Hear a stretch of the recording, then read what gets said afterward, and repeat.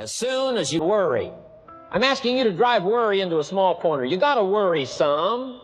All this negative stuff serves some purpose, but the key is for you to be the master, not the servant. But here's what I'm asking you to do. You be the master of worry. Drive it into a small corner. Don't let it loose.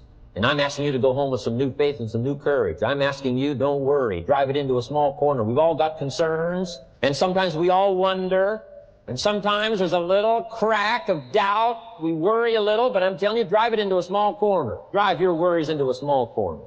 Couple of more. Enemies of the mind you got to do battle with in the summer.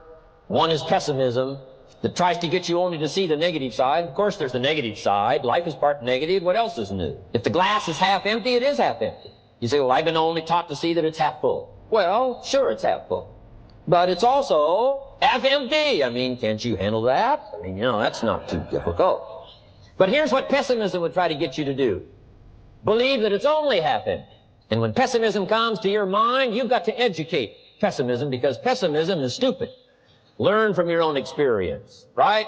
So the call didn't go well, all the stuff. Guess what they did when they finished that call? They made another call. What else could we do to make it better? How could we possibly improve? This is called the possibility for life change. Starts with education. Don't be lazy in learning. Don't be lazy in picking up the ideas. Don't be lazy in learning from your own experience. One of the major reasons for setting goals is for what they make of you in achieving it. My teacher advised me when I first got started at age 25, he said, Jim, why don't you set a goal to become a millionaire? He said, it's got a nice ring to it, enough zeros to impress your accountant. And he said, I'm here to help you. You're only 25 years old. You've been to 1 year of college. You've got a beautiful family, every reason to do it. Why don't you set a goal to become a millionaire? And he said, here's why. And I thought, he doesn't need to teach me why. Wouldn't it be nice to have $1 million? He said, no, then you'll miss it. He said, here's why. For what it will make of you to achieve. I'm telling you, that statement changed my life. Set the kind of goals that will make something of you to achieve. He said, now, once you become a millionaire, what's important is not the money. I thought, that's kind of strange teaching. He said, honest, it isn't important. He said, you could just give the money away. Now, I did better than that. I lost it all. By the time I was 31, I was a millionaire. By the time I was 33, I was broke. But when I lost all my money, guess what? I found out Mr. Schultz was right. What was valuable was not the money. What was valuable was what I became to earn the money. The skills I had, the knowledge I had about the marketplace, the values that I had going for me. They were more valuable than the money. And here's an important statement to remember. It's not what you get that makes you valuable. It's what you become. So part of the key here is to set the kind of goals that will make something of you. Don't set them too low so that you don't have to grow and you don't have to read and you don't have to try and you don't have to stretch. Don't set them too low. And then don't sell out. Don't go for something that's going to cost you your virtue or cost you your values or sell out your principles.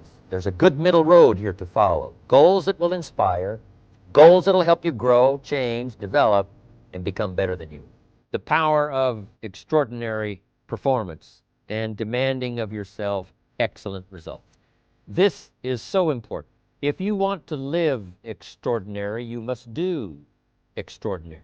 If you want an extraordinary income, you must do extraordinary things. If you want an extraordinary fortune, you must go with the demands of what it takes to have that fortune.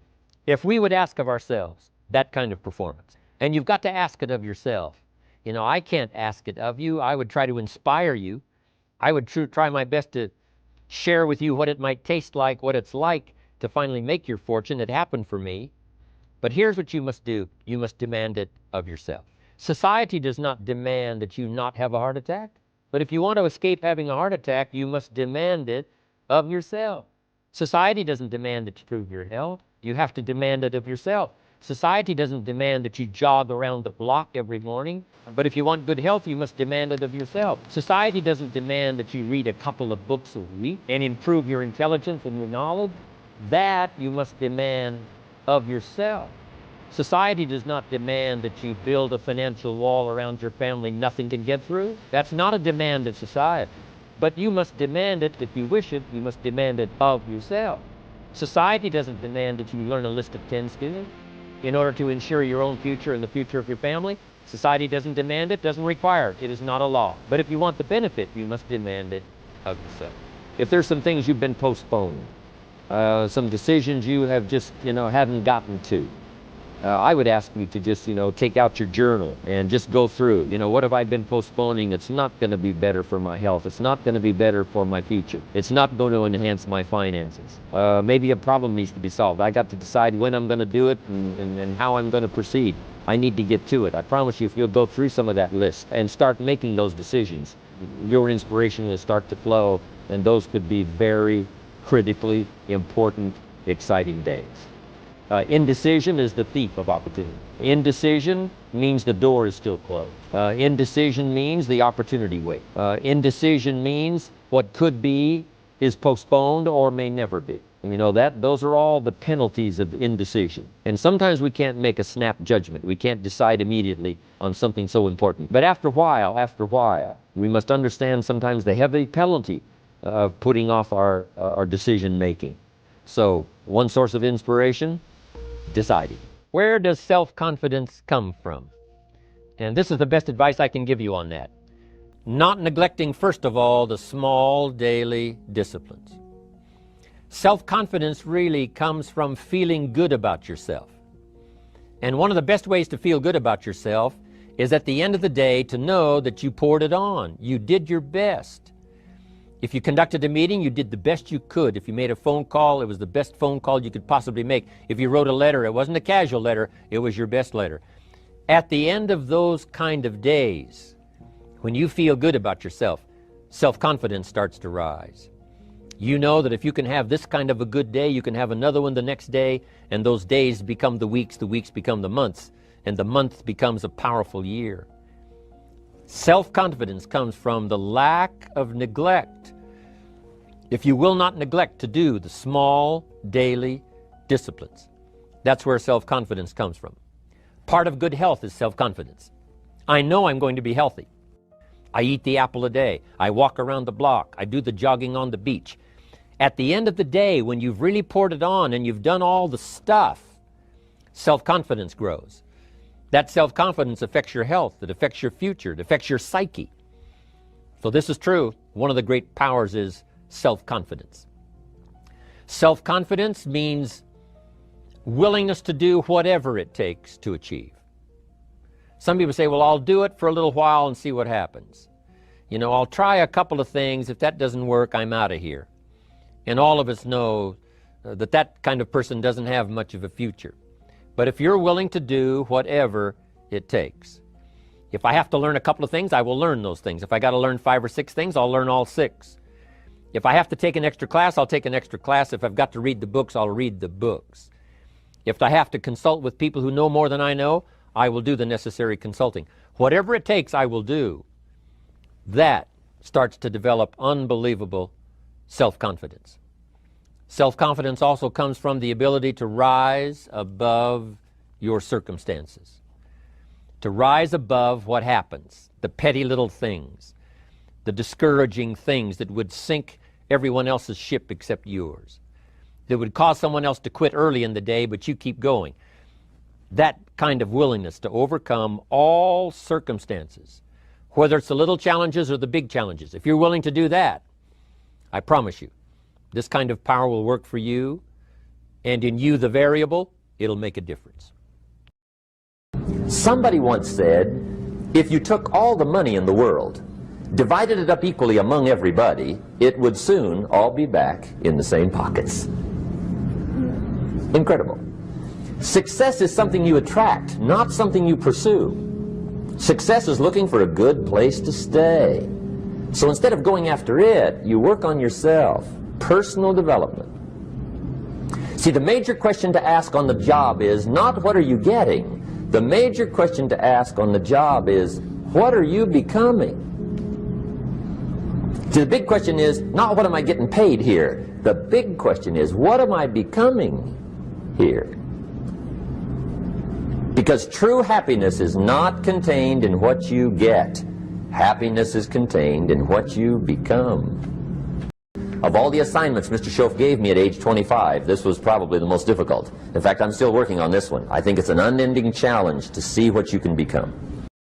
The major key to your better future is you. For a big share of my life now, I didn't have this one quite figured out. Among a lot of things I didn't have quite figured out. Many things used to puzzle me back in those early days.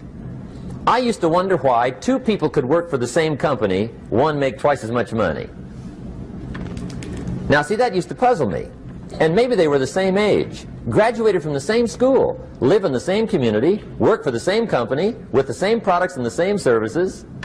They've got the same traffic, the same problems, and one makes $1,000 a month, the other one makes $2,000 a month.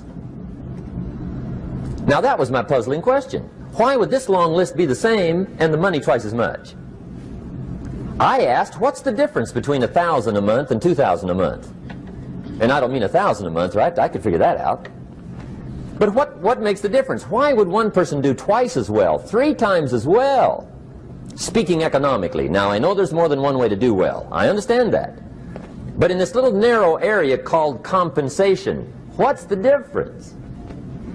Well, back then, with my faulty thinking, I'm trying to reason it out. I thought, well, maybe time makes some of the difference, right? Some people do better because they have more time. I used to say, Harold ought to be able to do well. He's got a lot of time. If I had all of Harold's time, I could do well.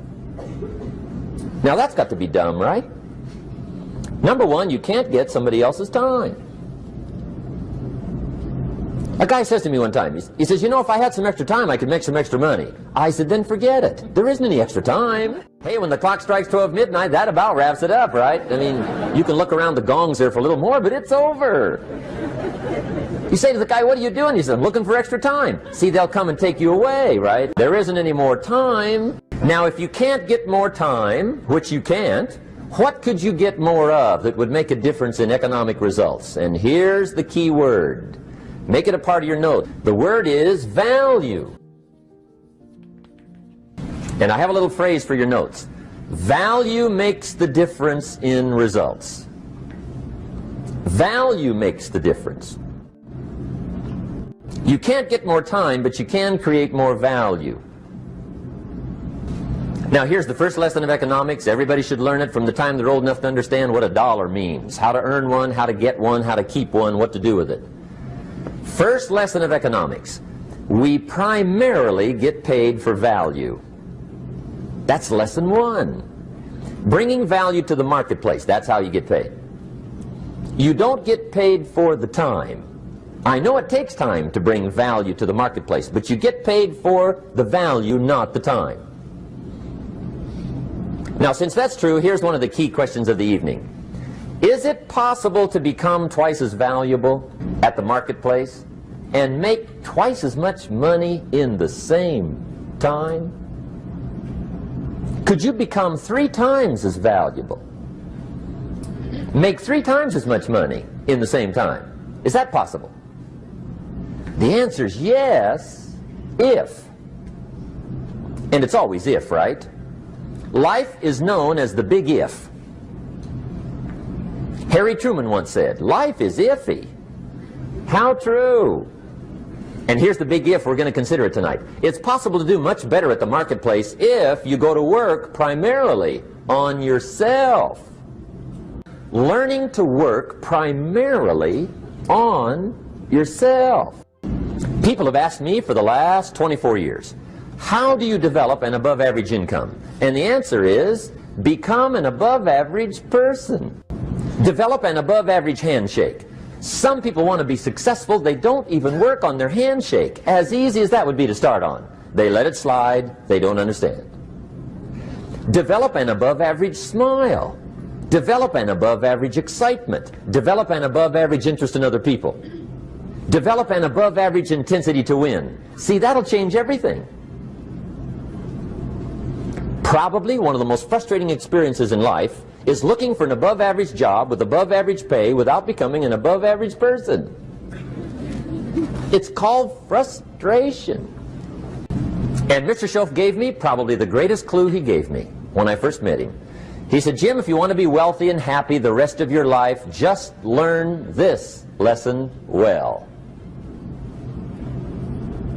He said, learn to work harder on yourself than you do on your job. Then Mr. Schoaf gave me probably one of the most important clues among so many things he taught me, but this was in those early days. Mr. Schoaf was very kind, but he was also very abrupt. And he had these interesting questions to ask. I'm giving him a little rundown one day on how things hadn't worked out for me. He said, Mr. Rohn, I've got the answer for you if you will listen carefully. And listen carefully I did that day and for the next 5 years. If somebody's wealthy and happy, you gotta listen. He said, Jim, I've only known you a short time. But he said, it's already my honest opinion that for things to change for you, you've got to change. That wasn't quite the answer I was looking for. But that's the answer he gave me, and I pass it along to you. For things to change for you, you've got to change. Otherwise, it isn't going to change. Before I met Mr. Schoaf, I used to say, I sure hope things will change. Right? That seemed to be my only hope. If it isn't going to change, I'm in serious trouble. And then I discovered it isn't going to change, so I'm in serious trouble.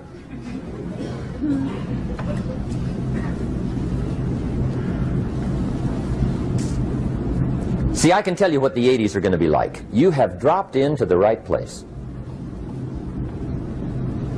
I did a seminar one time for Standard Oil executives and management in Honolulu. And we're having a conference one day on this big conference table.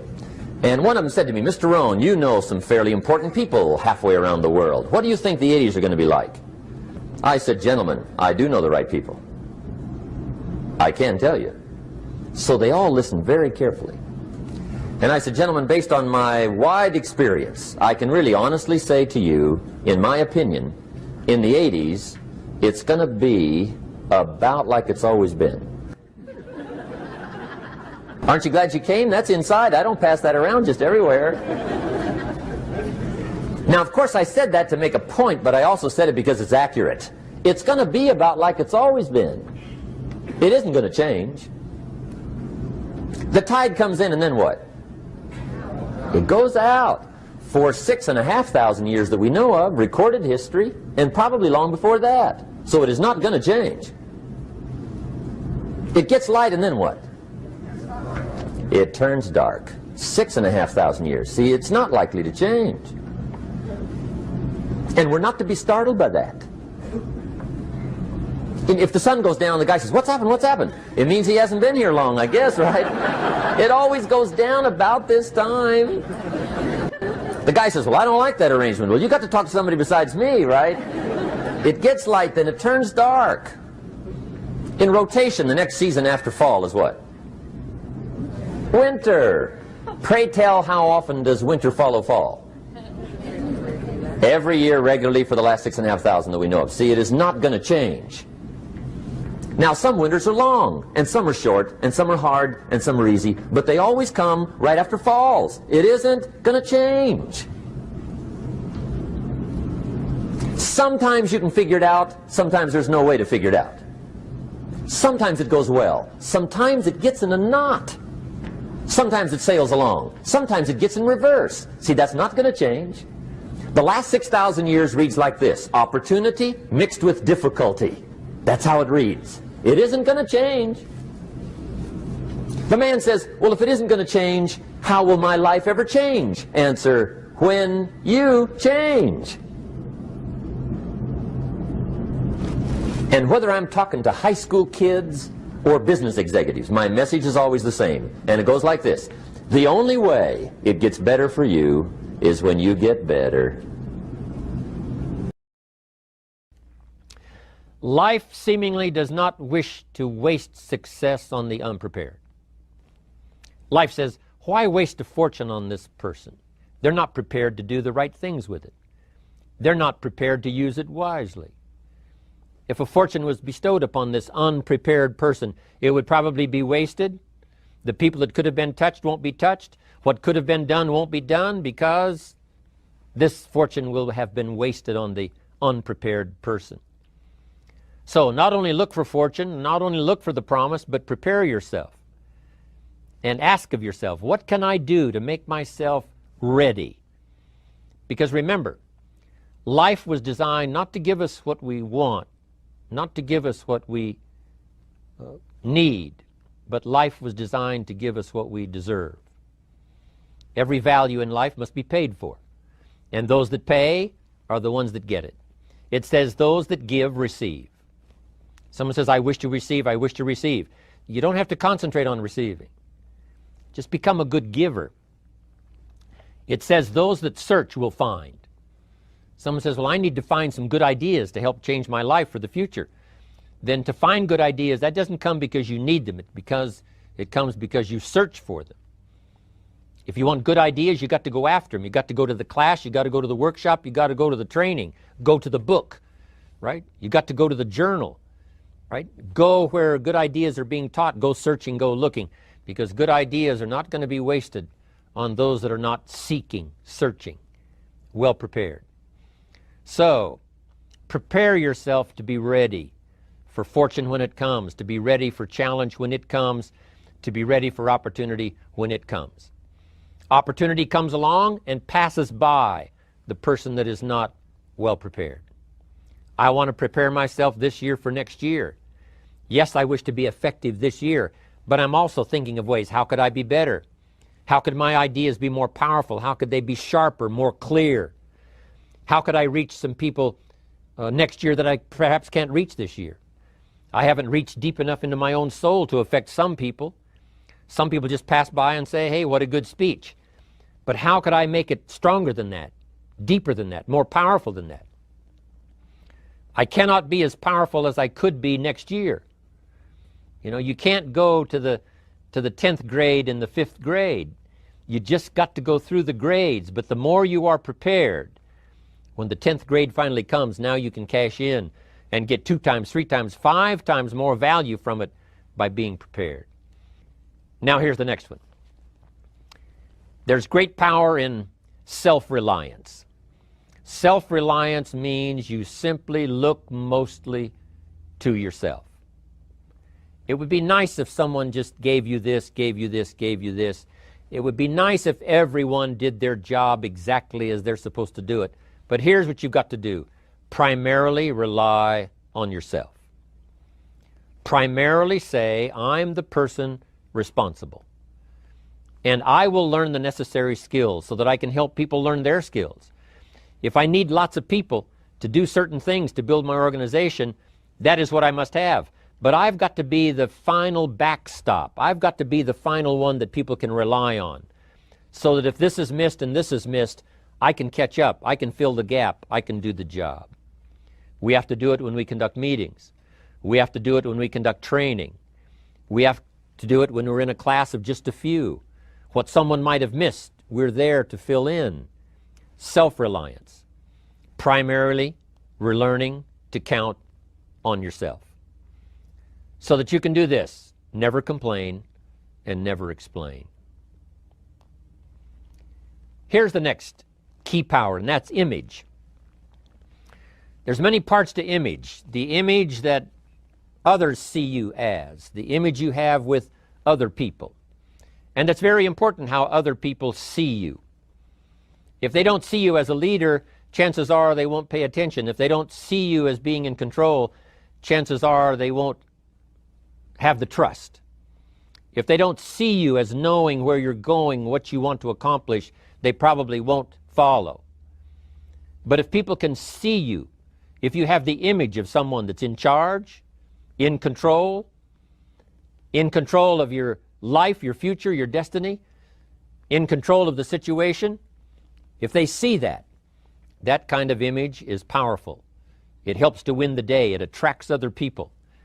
People want to be around people that are in control, that are powerful, but they know how to use their power. Influential, but they know how to use their influence. That kind of image is important. But here's a very important image, and that is your image of yourself. The way you dress, the way you talk, the way you think, your capacity for learning, all of that is an important image that you have of yourself.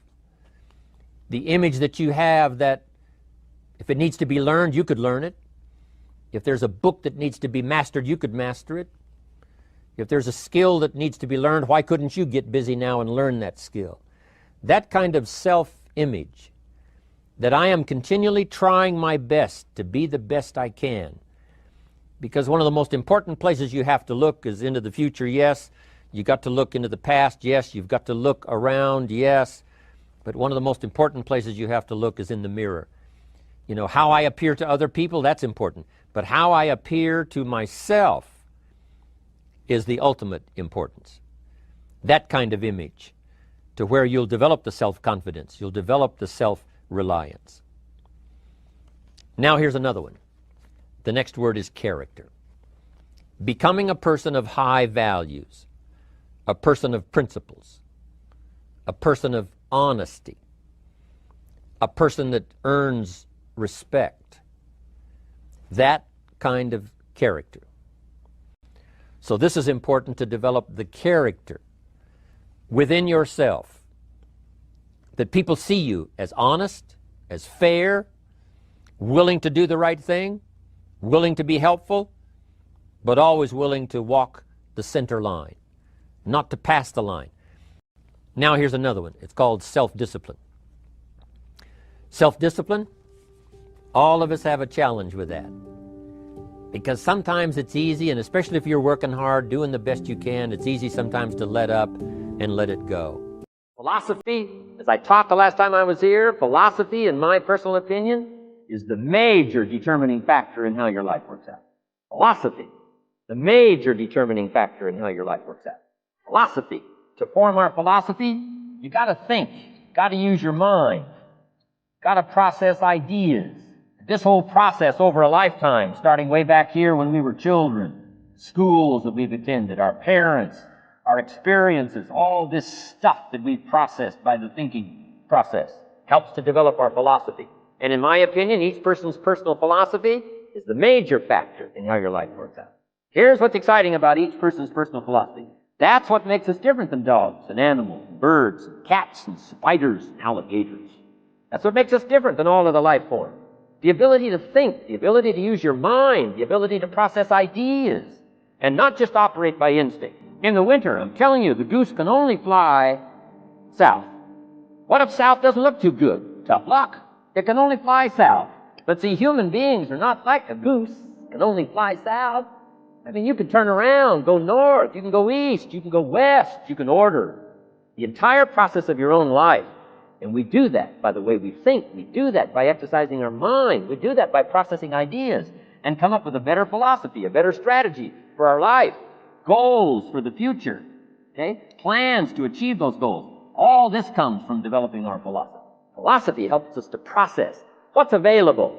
Well, when we get here, we got seed, and we got soil, and we got some rain, and we've got some what? Sunshine, and we've got some seasons, and what? The miracle of life. Now, the key is, what do you do with all this stuff? How do you turn all this stuff that's available here into equity and promise and lifestyle and dreams and future possibilities? All of this that's possible now with human beings, how do you take all this stuff and turn it into this equities, values? Well, it starts with philosophy. What is the seed? What is the soil? What is the sunshine? What is the rain? Is it possible to take some of each of all the stuff that's available and turn it into food, and turn it into value, and turn it into nourishment, turn it into something spectacular and unique that no other life form can do? And the answer is yes. But you cannot deal with all this stuff and what to do with it unless you start refining your philosophy. Think, use your mind, come up with ideas, and strengthen your philosophy. So the seed and the soil and the rain and the sunshine, this is called, the economy and the banks and the money and the schools and everything that's available out there, processing information, what to do with all that, and turn it into equity and value. That is the major challenge of my personal opinion. So each person's personal philosophy now is going to determine what you're going to do with seed and soil, sunshine, rain, miracle, the change of season. Activity. This is the work part, the labor part, taking action. The activity is the miracle working piece. Miracle being something we don't quite understand how it works. Doesn't mean it doesn't work. It means we just don't quite understand how it works. Miracles work. Turning wisdom from your philosophy and inspiration, strengthening of attitude, faith, courage, commitment, all this stuff that comes from attitude. If you're willing to take these two qualities, philosophy and attitude, and invest it into activity, you can have a miracle. Anything short of that, no miracle. Wisdom doesn't perform a miracle. Attitude doesn't perform a miracle. The only thing that performs a miracle of increase called equity is called putting wisdom and attitude into discipline. Where did you go and who did you see and how did it feel and what went on? Capture that week. A week is a pretty good chunk of time. Next, take half a day at the end of the month, called time to reflect. And do the same thing again. Go back over what you read. Go back over what you heard. Go back over what you saw. Go back over the feelings to capture it so that it serves you. Next, take a weekend at the end of the year to establish this year now firmly in your consciousness, firmly in your experience bank, so that you've got it, so that it never disappears. Good ability to acquire, the ability to reflect. Go back over. Remember. Remember. Remember. It's so valuable to be able to remember the thought, remember the idea, remember the experience, remember the occasion, remember the day, remember the weather, remember the emotion, remember the complexity, remember the highs, remember the lows. So valuable at the end of the day. Lock that day in. Lock the month in. Lock the week in. Lock the year in. Old Testament says a unique scenario unfolded according to the law, and that was they worked 9 years, and the 10th year was a sabbatical. The 10th year, work 9, take the 10th year, and not just to relax, not just to replenish, not maybe just to get physically in shape. Change of pace, we call it in the modern society, but not just for that. I'm sure that in ancient days, that sabbatical was to go over the last 9 years, what went right and what went wrong, and what worked well and what didn't work well. And how did you grow, and how did you learn, and how did you change, and what have you got now after 9 years that you didn't have at the beginning of the 9 years? See, that's so valuable, a sabbatical, some time. There's also something to be said for solitude when you reflect. Sometimes you can reflect with somebody. Husband and wife reflect on the past year, right? Parents reflect with their children on the past year. How did we do it, and how didn't we do it, and how could we improve? Colleagues can reflect with each other. But now here's one of the most important. You've got to learn to reflect with yourself. There's something to be said for solitude. There's something to be said for taking those occasions to shut out the world and shut out everything else for a while. Now here's why it's important to reflect. To make the past more valuable to serve you for the future. Here's what's really powerful, learning to gather up the past and invest it in the future. Gather up today and invest it in tomorrow. Gather up this week and invest it in the next week. Gather up this year and invest it in the next year. See, that's so powerful, rather than just hanging on one more year, hanging in there, seeing what's going to happen. Learn, study. This is part of the personal development quest, becoming better than you are, more valuable than you are, not just in terms of economics, in terms of motherhood, in terms of fatherhood, in terms of being a better brother, a better colleague, making a better contribution to the family, to society, to the community, to the church, to the office, to the commitment, to the partnership. Doesn't matter what it is that has value. Work on yourself, then you bring more value to the partnership, to the marriage, to the franchise, to the corporation, to the enterprise, to the community, to the nation. Self-development, personal development. The best contribution you can make to someone else is self-development, not self-sacrifice. Self-sacrifice only earns contempt. Self-development earns respect. Here's number 4, develop the ability to act. Take action. Not hasty if it isn't required, but don't lose much time. Here's the time to act. When the idea is hot, and the emotion is strong. That's the time to act. You say, Mr. Rohn, I'd like to have a library like yours. See, if you feel strong about that, what you got to do is get the first book and then get the second book. Before the feeling passes and before the idea gets dim, action pronto, action immediate, action as soon as possible. Because if you don't, here's what happens. We call it the law of diminishing intent. We intend to when the idea strikes us. We intend to when the emotion is high. But now if you don't translate that into action fairly soon, now the intent starts to diminish. And a month from now it's cold. A year from now, can't be found. So act. Set up a discipline when the emotions are high and the idea is strong and clear and powerful. That's the time to set up the discipline. Somebody talks about good health and you're stirred. Says, right, I need to get a book on nutrition. Get the book before the idea passes and before the emotion gets cold. Go for the book. Start the library. Start the process. Fall on the floor. Do some push-ups. Action. Got to take action. Otherwise, the wisdom is wasted. Otherwise, the emotion soon passes.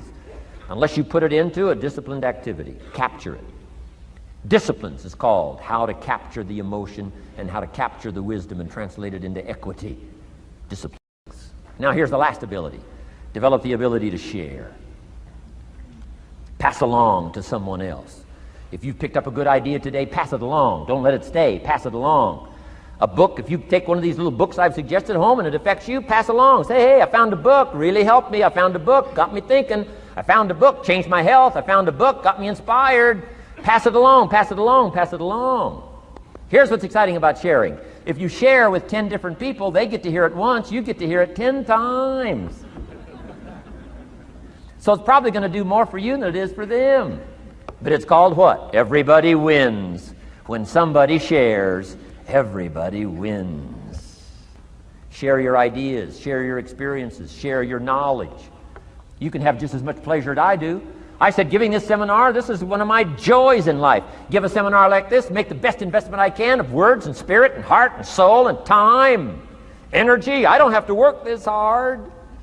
But I gladly work this hard. Why?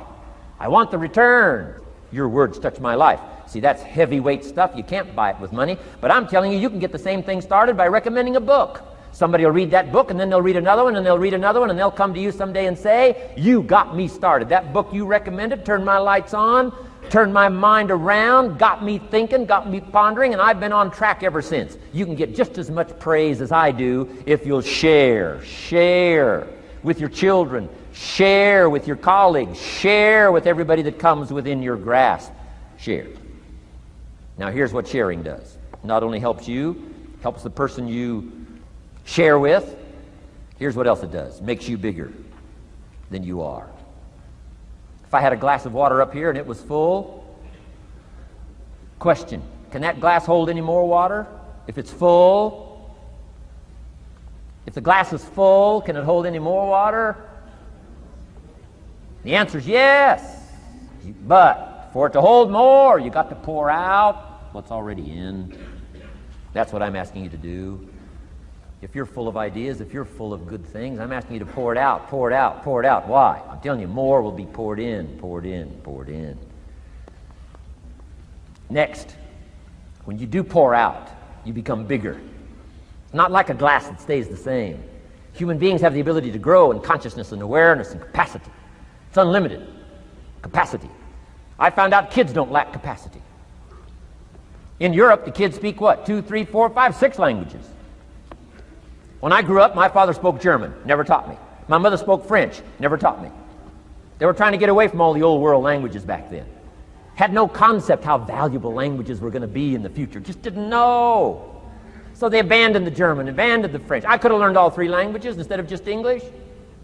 My girls went to school in Beverly Hills. They've turned that around. In first grade now in Beverly Hills school system, they offer 3 languages besides English. French, German, Spanish. Why? Because kids can learn 2 languages just as easy as 1. Question, how many languages can a child learn? Here's how many. As many as you'll take the time to teach them. They do not lack capacity. They only lack teachers. And I'm telling you the same thing is with you. You don't lack capacity. But here's how you expand your capacity. And that is to share what you've got. Now you get bigger. Share some more, now you get bigger. I'm here for a very self-interest reason. If I share with you, my consciousness grows. If I share with you, I get to hear this again. Somebody asked me not long ago, said, Mr. Rohn, how are you doing with all this stuff? You get on everybody's case pretty hard.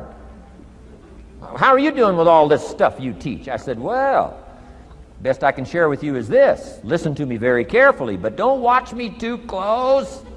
This stuff's easier to lecture on than it is to do. I understand that. I'm working on it just like you.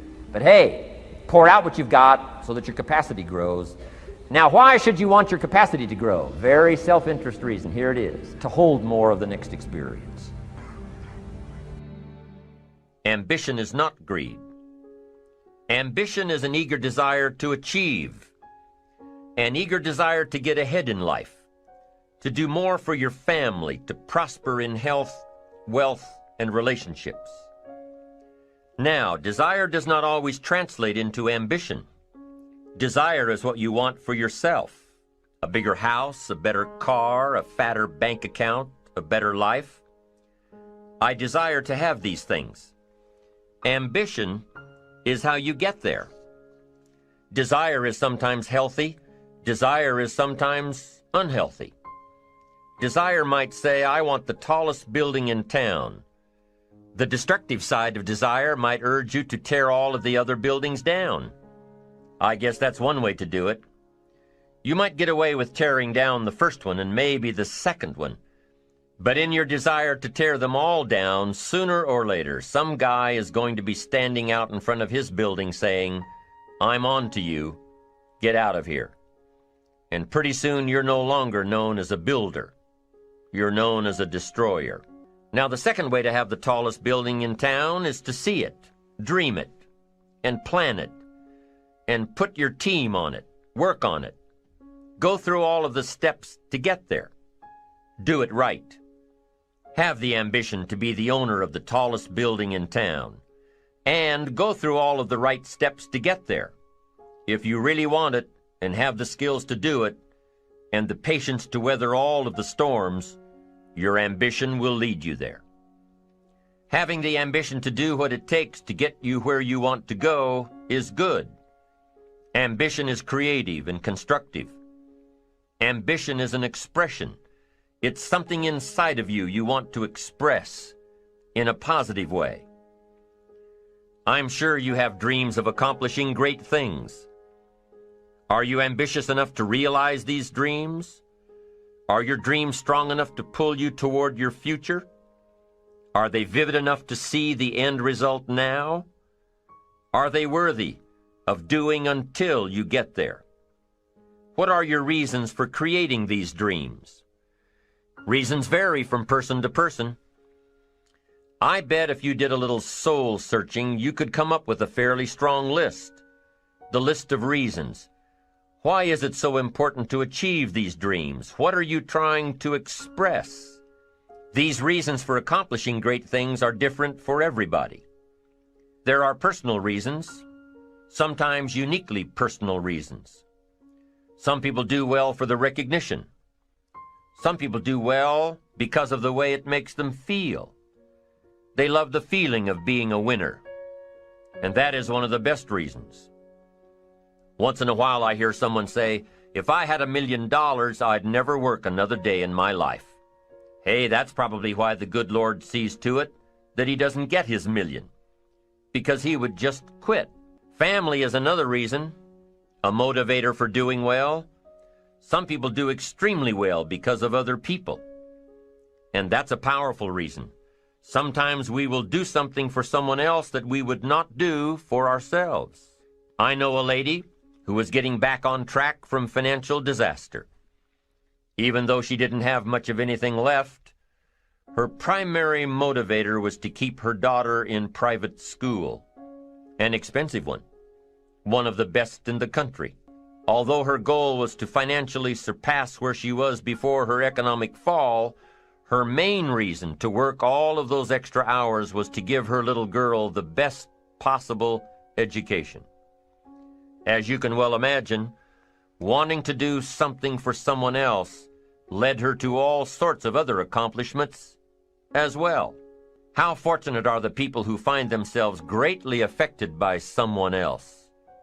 It's powerful.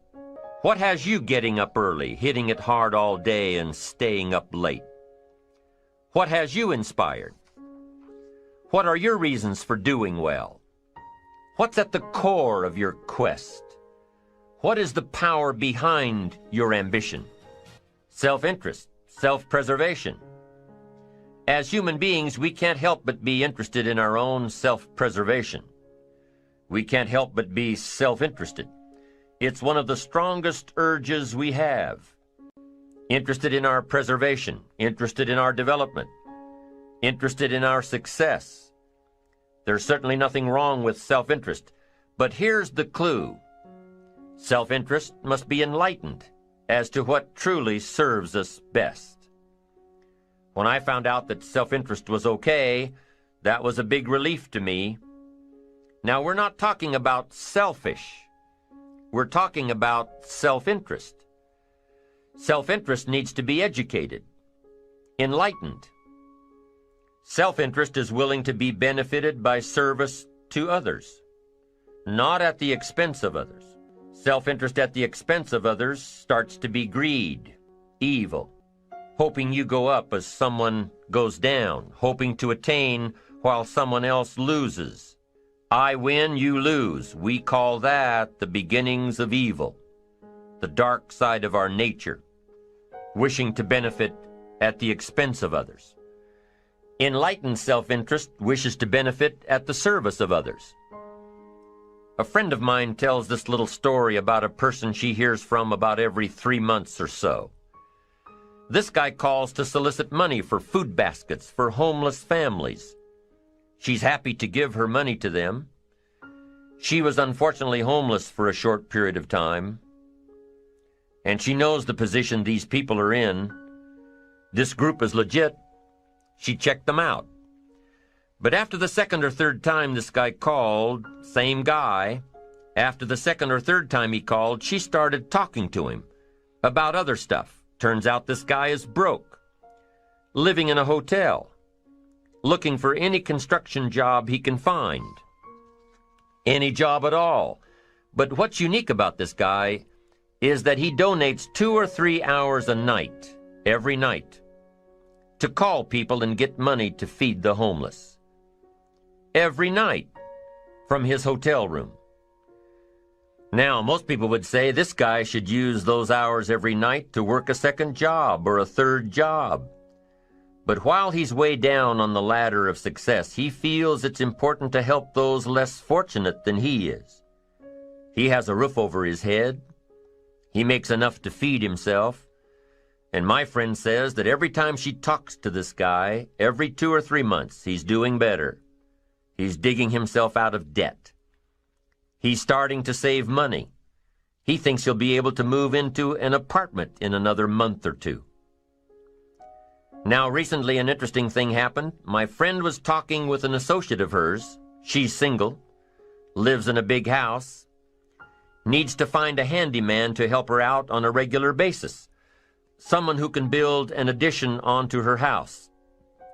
So my friend told her about this guy. The only reason this guy ended up being hired was that my friend's associate was touched by his dedication to service, while he, himself, was down and out. Service. Success at the service of others. Now, this guy isn't rich by any stretch, but through my friend's network, he now has constant work, doing things around several people's houses. And now he's in a place of his own. And guess what he does every night? He's still making phone calls to get money to feed the homeless. What great character this man has. Enlightened self-interest leads to wealth. Self-preservation leads to poverty. Somebody says, well, I can't be concerned about other people. I have to pay attention to myself. Well, then you'll always have to. Somebody says I can't be concerned about other people's bills. I've got enough worries trying to pay my own. Well, then you'll have to worry about them for the rest of your life. the best way to get that monkey off your back is to turn your attention around. Once I understood some of this stuff, I'm telling you, it revolutionized my whole life. Now, self-interest is okay, yes, but here's what self-interest must be if you truly want to be happy. It must be enlightened. It says, don't keep your attention on yourself if you want your life to work out well. Turn your attention to others. In your own self-interest, be enlightened. Truly act in your own self-interest by making an investment in service to others. Next, if you wish to receive, now there's nothing wrong with wishing to receive, it's part of self-interest. But here's the enlightened part. If you wish to receive, you must give.